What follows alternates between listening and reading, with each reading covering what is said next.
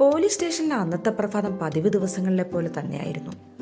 പേപ്പറുകളുടെ ശബ്ദവും ഫോണുകളുടെ റിങ്ങും കേസുകളുടെ ചർച്ചയും എല്ലാം ചേർന്നൊരു പതിവ് തിരക്കേറിയ ദിവസം. സർക്കിൾ ഇൻസ്പെക്ടർ വിജയ് ശങ്കർ തന്റെ ക്യാബിനിൽ ഫയലുകൾ പരിശോധിച്ചുകൊണ്ടിരിക്കുമ്പോഴാണ് ഫോൺ റിങ് ചെയ്തത്. Hello hello police station. മറുവശത്തു നിന്ന് വിറയ്ക്കുന്ന ഒരു ശബ്ദം. ഹലോ പോലീസ് അങ്കിൾ, എൻ്റെ അമ്മയ്ക്ക് തീരെ സുഖമില്ല. ഞാനും അമ്മയും മാത്രമാണ് വീട്ടിലുള്ളത്. ആരെങ്കിലും വന്ന് എൻ്റെ അമ്മയെ ഒന്ന് സഹായിക്കാമോ?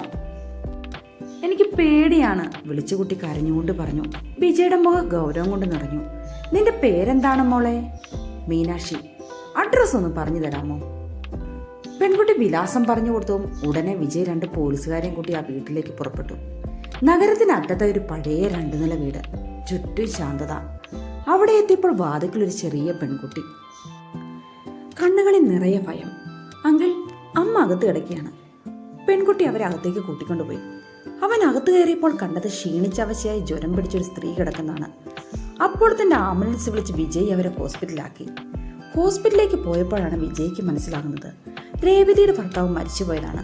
അവർക്കിപ്പോൾ കുടുംബാംഗങ്ങളോ യാതൊരു ബന്ധവുമില്ല. ആകെയുള്ളത് ഒറ്റ മകളായ മീനാക്ഷി എന്ന് വിളിക്കുന്ന മീനു മാത്രമാണ്.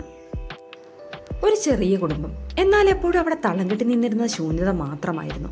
ഹോസ്പിറ്റലിൽ രേവതിയുടെ അടുത്തിരിക്കുമ്പോഴും മീനു വിജയോട് ചോദിച്ചിരുന്നത്, അങ്കിൾ, എൻ്റെ അമ്മയ്ക്ക് പെട്ടെന്ന് സുഖമായി വരില്ലേ എന്നായിരുന്നു. ആ ചോദ്യത്തിൽ കുഞ്ഞിൻ്റെ ഭയം മാത്രമായിരുന്നില്ല, ഈ ലോകം തനിക്ക് നഷ്ടപ്പെടുമോ എന്നുള്ള ആശങ്ക കൂടിയായിരുന്നു. അയാൾ ചെറുതായി ചിരിച്ചിട്ട് പറഞ്ഞു, ഒന്നും വരില്ല മോളെ, ഞാനിവിടെ ഇല്ലേ. രേവതിക്ക് അല്പം ബോധം വീണപ്പോൾ റൂമിൽ പോലീസിനെ കണ്ട് അവളൊന്ന് ഞെട്ടി. നിങ്ങൾ എന്താ ഇവിടെ? മോളി വിളിച്ചു പറഞ്ഞിട്ട് വന്നതാണ്. ഞങ്ങളാണ് നിങ്ങളെ ഇവിടെ ഹോസ്പിറ്റലിൽ എത്തിച്ചത്. എനിക്കറിയില്ലായിരുന്നു അവൾക്ക് ഇത്രയും ധൈര്യമുണ്ടെന്ന്. അങ്ങനെ ദിവസങ്ങൾ കടന്നുപോയി. വിജയ് ഇടയ്ക്കിടെ ഹോസ്പിറ്റലിൽ വരാൻ തുടങ്ങി. മീനുവിന് അയാൾ ഒരു പോലീസ് അങ്കിൾ മാത്രമായിരുന്നില്ല, അയാൾ അവൾക്കൊരു ആശ്വാസം കൂടിയായിരുന്നു. ഓരോ തവണ വരുമ്പോഴും വീണ്ടും വീണ്ടും വരണമെന്ന് മീനു അയാളെ നിർബന്ധിച്ചുകൊണ്ടേയിരുന്നു. അങ്കിൾ എന്നോട് സംസാരിക്കുമ്പോൾ എൻ്റെ അച്ഛൻ്റെ ഓർമ്മകൾ എനിക്ക് വരും. അപ്പോൾ എൻ്റെ മനസ്സിൽ നിന്ന് ഭയം ഓടിയകലും. ആ വാക്ക് വിജയുടെ ഹൃദയത്തെ വല്ലാതെ തൊട്ടു. ഞാൻ ഇടയ്ക്കിടയ്ക്ക് വന്ന് മോളെ കണ്ടുകൊള്ളാം എന്ന വാക്ക് കൊടുത്തിട്ട് അയാൾ അവിടെ നിന്നും പോയി. ഹോസ്പിറ്റലിൽ ദിവസങ്ങൾ പതിയെ കടന്നുപോയി. രേവതിയെ ഹോസ്പിറ്റലിൽ നിന്ന് ഡിസ്ചാർജ് ചെയ്തു. വിജയ് ആഴ്ചയിൽ ഒരു ദിവസം അവരെ കാണാൻ ചെല്ലും.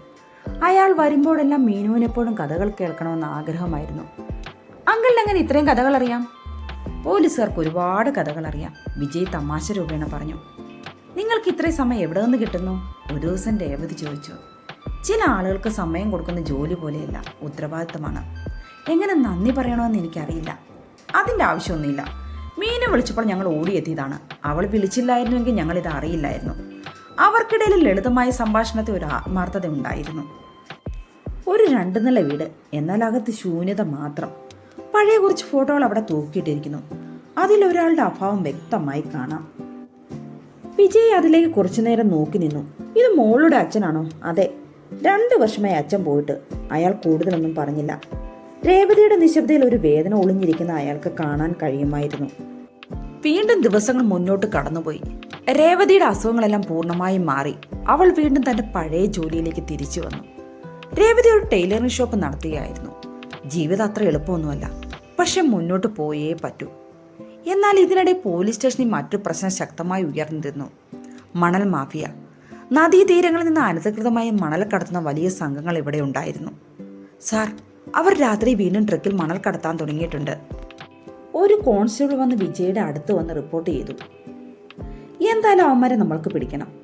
അങ്ങനെ നിയമത്തെ കളിപ്പിച്ച് ഒരുത്തിനും രക്ഷപ്പെടാമെന്ന് കരുതേണ്ട. അന്ന് രാത്രിയിൽ അവരൊരു ഓപ്പറേഷൻ പ്ലാൻ ചെയ്തു. പോലീസ് എത്തിയ സമയം അവർ അവിടെ ഒന്ന് ഓടി രക്ഷപ്പെടാൻ ശ്രമിച്ചു. 1-2 പേർ അവരോട് ഫൈറ്റ് ചെയ്ത് നിന്നെങ്കിലും പോലീസുമായുള്ള ഏറ്റുമുട്ടൽ അവർക്ക് കീഴടങ്ങേണ്ടി വന്നു. അവിടെ നിന്നും കാര്യങ്ങൾ മാറി മറിയാൻ തുടങ്ങി. മാഫിയ സംഘം അവരെ ശ്രദ്ധിക്കാൻ തുടങ്ങി. വിജയും കുട്ടിയെ നമുക്ക് തീർക്കണം, കുറച്ചു പേർ പറഞ്ഞു. എന്നാൽ അവരുടെ സംഘത്തലവനായ രുദ്രൻ പറഞ്ഞു, അത് വേണ്ട, നമുക്ക് വേറൊരു വഴി പ്രയോഗിക്കാം. വിജയ്ക്ക് ബലഹീനമായ ആരെങ്കിലും ഉണ്ടാകും. അതാരാണെന്ന് കണ്ടുപിടിച്ചിട്ട് നമുക്ക് അവിടെ നിന്ന് പണി തുടങ്ങാം. ആദ്യം നിങ്ങൾ അതാരാണെന്ന് അന്വേഷിക്കുക. അങ്ങനെ ആരെങ്കിലും ഉണ്ടെങ്കിൽ ആദ്യം അവിടെ നിന്ന് പണി തുടങ്ങണം. മീനുവിന്റെ ജീവിതത്തിലേക്ക് ചെറിയ ചെറിയ സന്തോഷങ്ങളൊക്കെ തിരിച്ചു വന്നു. ഒരു ദിവസം അവൾ പറഞ്ഞു, അങ്കിൾ വീട്ടിൽ വരുന്ന എനിക്ക് ഭയങ്കര സന്തോഷമാണ്. എൻ്റെ പപ്പയോട് തോന്നുന്ന എല്ലാ സ്നേഹവും എനിക്ക് അങ്കിളിനോട് തോന്നാറുണ്ട്. ആ വാക്കുകൾ അവൻ്റെ മനസ്സിൽ വല്ലാതെ മുറിവുണ്ടാക്കി. ഇവർ തമ്മിലുള്ള സൗഹൃദം കാണുമ്പോൾ രേവതിയുടെ നെഞ്ച് പൊടിയാറുണ്ടായിരുന്നു. അവൾ അവൾക്ക് മനസ്സിലായി മീനു വിജയിയെ കാണുന്ന സ്വന്തം അച്ഛനെ പോലെയാണെന്ന്. പക്ഷേ ഈ ബന്ധം അവരുടെ കുഞ്ഞു ജീവിതത്തിൽ എത്രത്തോളം മാറ്റം വരുത്തുമെന്ന് അവർക്ക് അറിയില്ലായിരുന്നു. വിജയ് ആ വീട്ടിലേക്ക് വരുന്നതും പോകുന്നതും ചിലർ വാച്ച് ചെയ്യുന്നുണ്ടായിരുന്നു. അവർ അപ്പോൾ തന്നെ രുദ്രനെ ഇൻഫോം ചെയ്തു. സന്ധ്യാ വെളിച്ചം പതുക്കെ പതുക്കെ ഇരുട്ടിലേക്ക് മാറുമ്പോൾ ആ വീടിനുള്ളൊരു പ്രത്യേക സന്തോഷമുണ്ടായിരുന്നു. വിജയെ കണ്ടുമുട്ടിയ പിന്നെ രേവതിയിൽ ഒരു മാറ്റം കാണാനുണ്ടായിരുന്നു. പക്ഷെ ഇതൊന്നും അറിയാതെ കുറച്ചുപേർ വീടിന് പുറത്ത് കാത്തു നിൽപ്പുണ്ടായിരുന്നു. ഈ വീട്ടിലാണ് രുദ്രൻ പറഞ്ഞ വിജയുടെ ബലഹീനതയുള്ളത്. അവിടെ വന്നവർ പറഞ്ഞു. കുറച്ചു നേരം കൂടി അവർ ആ വീട് വാച്ച് ചെയ്തതിന് ശേഷം മടങ്ങിപ്പോയി. വിജയ് സ്റ്റേഷനിൽ ഫയലുകൾ പരിശോധിച്ചുകൊണ്ടിരിക്കുകയായിരുന്നു. സാർ, ഇന്നലെ പിടിച്ച ട്രക്കിന്റെ റിപ്പോർട്ട് ഇതാണ്. ഒരു കോൺസ്റ്റബിൾ വിജയെ കേസ് റിപ്പോർട്ട് ഏൽപ്പിച്ചു. അടുത്ത ദിവസം രാവിലെ മീനു സ്കൂളിലേക്ക് പോകാനായി പുറത്തേക്ക് വന്നു. അമ്മ, ഞാൻ പോവാണ് കേട്ടോ. രേവതി അവളുടെ തലയിൽ തഴുകിയിട്ട് പറഞ്ഞു. സൂക്ഷിച്ചു പോകണം മോളെ. സ്കൂൾ ബസ് വരാൻ കുറച്ച് സമയമെടുത്തു.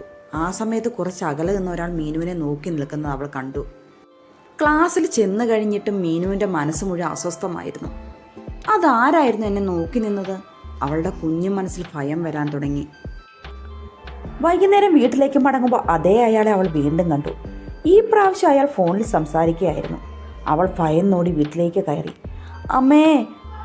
അവൾ വിറയ്ക്കുന്നത് കണ്ട് രേവതി ചോദിച്ചു. എന്തു പറ്റി മോളെ? വീടിന് മുന്നിൽ ഒരാൾ രാവിലെ മുതൽ എന്നെ നോക്കി നിൽക്കുകയാണ്. എനിക്ക് പേടിയാണമ്മേ. അയാൾ നമ്മളെ ഉപദ്രവിക്കും അമ്മേ. രേവതി ഉടനെ തന്നെ ഫോൺ എടുത്ത് വിജയോട് കാര്യങ്ങൾ പറഞ്ഞു.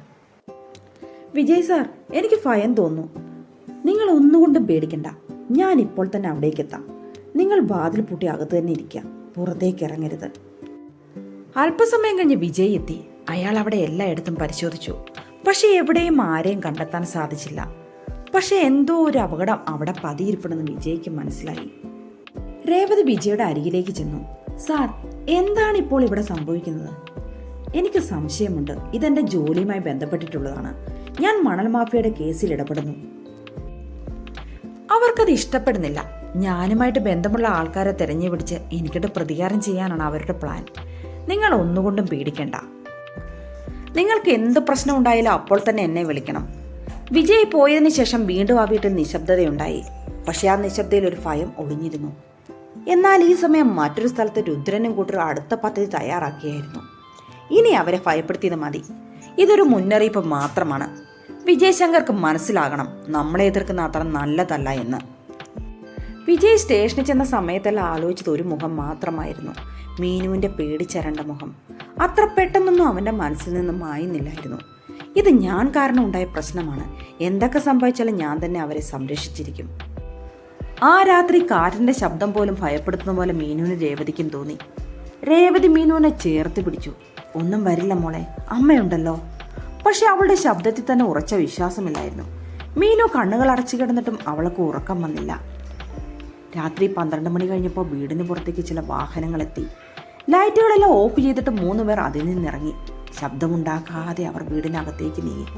ഈ സമയത്ത് മീനു അപ്രതീക്ഷിതമായി കണ്ണു തുറന്നപ്പോൾ പുറത്ത് ആരുടെയോ ശബ്ദം കേട്ട്. അമ്മേ! അവൾ മന്ദമായി വിളിച്ചു. പുറത്താരോ ഉണ്ടെന്ന് തോന്നുന്നു. രേവതിയുടെ ഉള്ളിൽ ഭയം മൂടാൻ തുടങ്ങി. ആരുമില്ല മോളെ, മോൾക്ക് തോന്നുന്നതാണ്. അല്ലമ്മേ, ആരോ ഉണ്ട്, ഞാൻ ശബ്ദം കേട്ടതാണ്. രേവതിക്ക് അപ്പോൾ എന്ത് ചെയ്യണമെന്ന് അറിയില്ലായിരുന്നു. അവളുടെ ഹൃദയമെടുപ്പിന്റെ വേഗത കൂടി. പുറത്ത് വാതിലിന് സമീപം ഒരാളെത്തി മന്ദമായി തട്ടി. വാതിൽ തുറക്ക്. രേവതി വിറയ്ക്കാൻ തുടങ്ങി.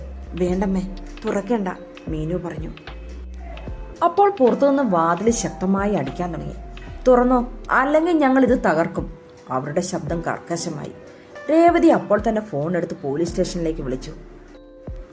സാർ, എത്രയും പെട്ടെന്ന് ഇങ്ങോട്ട് വരണം. ഞങ്ങൾക്ക് പേടിയാണ്. പുറത്ത് ആരൊക്കെയോ വന്ന് ശബ്ദം ഉണ്ടാക്കുന്നു. കതക് തല്ലിപ്പൊളിക്കാനുള്ള ശ്രമത്തിലാണ്. ഭയം കാരണം ഞങ്ങൾക്ക് അകത്തിരിക്കാൻ കഴിയുന്നില്ല. വാതിൽ തുറക്കരുത്. ഞാൻ ഇപ്പോൾ തന്നെ എത്തിയേക്കാം. നിങ്ങൾ സമാധാനമായിട്ടിരിക്കെ. അപ്പോൾ പുറത്ത് ഗുണ്ടകൾ വാതിൽ തല്ലിപ്പൊളിക്കാനുള്ള ശ്രമത്തിലായിരുന്നു. എത്രയും പെട്ടെന്ന് നമുക്ക് അകത്ത് കയറണം. ഇരുമ്പോടി കൊണ്ട് ഗുണ്ടകൾ കതക് തല്ലിപ്പൊളിക്കാൻ ശ്രമിച്ചു. ഈ സമയത്തൊക്കെ മീനു നിലവിളിക്കുന്നുണ്ടായിരുന്നു. മോള് പേടിക്കണ്ട, അമ്മ കൂടെയില്ലേ എന്ന് പറഞ്ഞ് രേവതി ആശ്വസിപ്പിക്കുമ്പോഴും അവളുടെ ഉള്ളിലെ ഭയം കൂടി വരുന്നതല്ലാതെ കുറയുന്നില്ലായിരുന്നു. ഈ സമയത്ത് വിജയും കുറച്ച് പോലീസുകാരും അവിടെ എത്തി. ഒറ്റ എണ്ണത്തിന് വിടരുത്, എല്ലാത്തിനെയും പിടിച്ചകത്താക്കണം. വിജയ് അലറി വിളിച്ചു. ചെറിയൊരു ഏറ്റുമുട്ടൽ അവിടെ ഉണ്ടായി. ഒരാളെ പിടിക്കുകയും മറ്റുള്ളവരെല്ലാം ഓടി രക്ഷപ്പെടുകയും ചെയ്തു. വിജയ് കതക് തുറക്കാൻ പറഞ്ഞ ഉടനെ രേവതി കതക് തുറന്ന് പുറത്തിറങ്ങി. വിജയെ കണ്ട ഉടനെ മീനു അയാളെ കെട്ടിപ്പിടിച്ച് പൊട്ടിക്കരഞ്ഞു. എനിക്ക് പേടിയാണ് അങ്കിൾ. എന്നെ അമ്മയെ ആരെങ്കിലും ഉപദ്രവിക്കുമോ? ഒന്നുമില്ല മോളെ. അങ്കിൾ അപ്പോൾ ഓടിയെത്തില്ലേ? രേവതി ഒരു കോണിൽ ഇതെല്ലാം കണ്ട് മാറി നിൽക്കുകയായിരുന്നു. അവളുടെ കണ്ണുകളിൽ നിറയെ ഭയം. ഇതെന്ന് അവസാനിക്കും? അവൾ ചോദിച്ചു. ഇനി അവന്മാരെ ഞാൻ വെറുതെ വിടില്ല. അവന്റെ കണ്ണുകളിൽ ദൃഢനിശ്ചയമുണ്ടായിരുന്നു. അടുത്ത ദിവസം വീടിന് മുന്നിൽ പോലീസ് കാവൽ ഏർപ്പെടുത്തി. നിങ്ങളില്ലായിരുന്നുവെങ്കിൽ, അവൾ വാക്കുകൾ പകുതി നിർത്തി. ഞാനുണ്ടല്ലോ, എന്നും ഞാൻ കൂടെ ഉണ്ടാവും. ആ വാക്കുകൾ ഒരു വാഗ്ദാനം പോലെ അവൾക്ക് തോന്നി.